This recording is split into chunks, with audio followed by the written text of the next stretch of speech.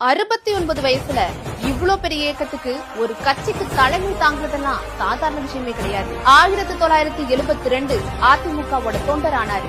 1974 அதிமுக உறுப்பினரானாரு. 1974 சிலுவம்பாளையம் கிளை செயலாளரானாரு. 1983 எடப்பாடி தொகுதியில ஒன்றிய செயலாளரானாரு.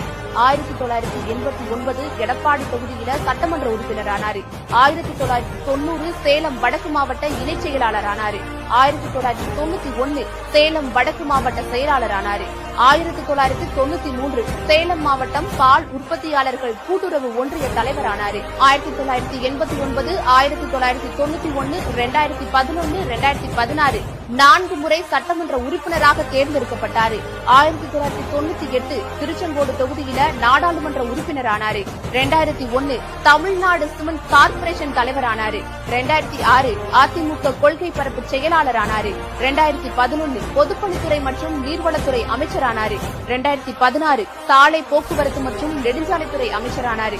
2017 தமிழக முதலமைச்சரானாரு. 2022 இடைக்கால பொதுச் செயலாளரானாரு. 2023 பொதுச் செயலாளரானாரு. இந்த பதவியை எல்லாம் அவ்வளவு சீக்கிரம் யாரும் கையில தூக்கி கொடுத்துடல.